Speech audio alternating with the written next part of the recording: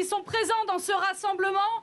Je voudrais maintenant évidemment dire que nous sommes tous concernés, du responsable de la CGT du Nord à ceux qui subissent des interdictions de conférences d'université. Je pense aux conférences évidemment de Jean-Luc Mélenchon et Rima Hassan.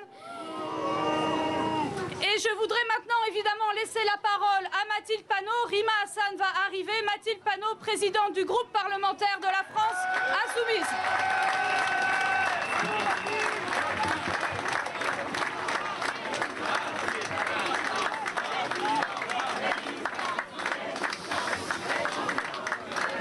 Bonjour à toutes et à tous. Un immense merci de notre part à tous pour être si nombreux et nombreuses aujourd'hui. En 1790, dans notre pays, le drapeau français était planté avec inscrit dessus « Ici commence le pays de la liberté ». Si nous sommes si nombreuses et nombreux aujourd'hui, ce n'est pas seulement pour soutenir nos personnes, ce n'est pas pour soutenir un mouvement politique, ce n'est pas pour soutenir une candidate, même si l'admiration que nous avons pour Rima Hassan, juriste en droit international, est immense. Ce n'est même pas pour soutenir ma personne, celle de Mathilde Panot, présidente du groupe parlementaire de la France Insoumise. Si nous sommes réunis ici, si nombreuses et nombreux, c'est pour défendre une idée de la démocratie et des libertés publiques dans ce pays.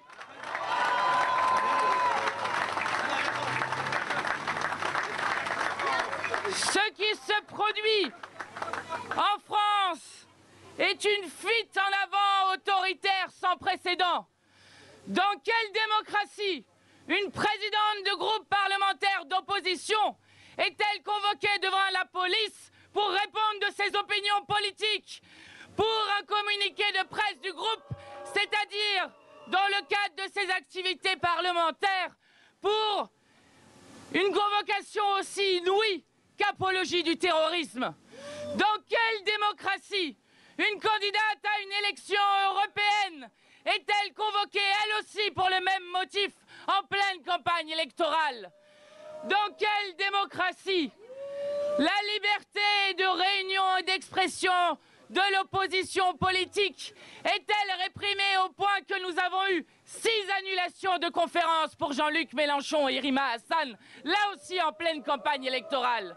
Dans quelle démocratie un responsable syndical est-il condamné à 1 an de prison avec sursis pour avoir juste écrit et diffusé un tract en soutien au peuple palestinien? Oui. Dans quelle démocratie les méthodes de l'antiterroriste sont-ils utilisées contre des militants politiques, contre des militants associatifs, contre des syndicalistes ou encore des collectifs? Oui, à ceux qui nous convoquent, je le dis haut et fort, vous participez à un abus de pouvoir intolérable dans ce pays, à une atteinte à la liberté d'expression et d'opinion. À ceux qui nous convoquent, j'accuse, vous dévoyez les moyens de l'antiterroriste pour faire taire les voix de la paix et criminaliser les militants. Oui, c'est l'ensemble de la bourgeoisie autoritaire au pouvoir qui s'est mise en mouvement contre le camp de la paix. Tout démocrate véritable devrait s'indigner devant ces manœuvres. Les moments politiques de basculement ont ceci de particulier. Ils agissent comme un révélateur qui distingue ceux qui se précipitent dans la catastrophe de ceux qui y résistent. Et je le dis à toutes celles et ceux qui se taisent, à toutes celles et ceux qui se bouchent les oreilles, qui se taisent et qui attendent que la tempête passe. Vous ne serez pas épargnés si vous ne résistez pas. Si vous ne résistez pas, vous serez les prochains. Car il n'y a que 2 attitudes possibles. Car il n'y a que 2 attitudes possibles face à l'autoritarisme. Soit y céder, soit y résister.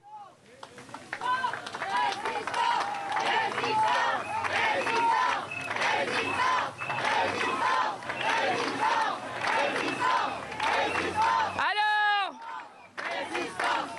nous savons ce qu'ils veulent faire en nous accusant d'apologie du terrorisme. Nous savons qu'ils veulent par là même salir l'idée que nous nous faisons de l'égale dignité des êtres humains. Nous savons qu'ils tentent de nous faire taire. Ils veulent nous faire peur, mais c'est eux qui ont peur de nous. Par notre nombre ici, nous redisons, nous ne nous tairons pas, nous n'avons pas peur, car la liberté, l'égalité et la dignité sont des idées inarrêtables et indestructibles, et ces idées vivront aussi longtemps que nous les défendrons. Alors, ils voudraient que le premier génocide filmé de toute l'histoire de l'humanité se déroule sous nos yeux en silence. Ils voudraient que nous restions sages face à l'horreur qui se passe de l'autre côté de la Méditerranée. Ils ne viendront pas à bout de nous, car partout dans le monde, les peuples se soulèvent contre le génocide en cours, contre l'extrême droite de Netanyahou. Oui, les peuples se soulèvent dans un sursaut d'humanité qui emporte les consciences du monde entier, qui traverse les cœurs par-delà les frontières, de l'université de Columbia à Sciences Po jusqu'à la Sorbonne. Ce mouvement n'est pas une indignation ou un cri de colère. Il est la manifestation de notre commune humanité. Gloire à la jeunesse qui incarne l'honneur de notre pays et du monde. Je la salue alors qu'elle est en première ligne de la répression. C'est cette jeunesse qui montre le chemin à cet instant. Et cette jeunesse est plus responsable que n'importe lequel de nos gouvernements.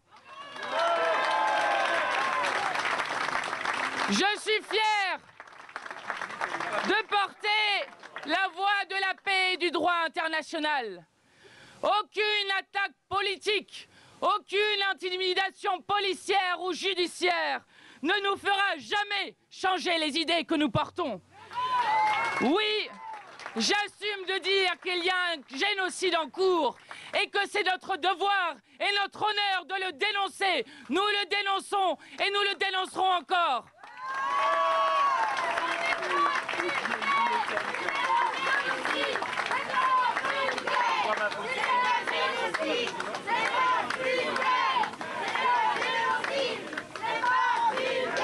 Amis, les temps qui viennent vont être durs. Rappelez-vous toujours que vous n'êtes pas seuls et que par la solidarité, nous avons le pouvoir d'abattre toutes les répressions, d'abattre toutes les intimidations. Et je veux terminer en faisant résonner dans chacun d'entre vous les vers du magnifique poète Nazim Hikmet, emprisonné puis exilé, qui disait « J'ai souvent perdu ma liberté et mon pain. Je t'ai souvent perdu, toi aussi.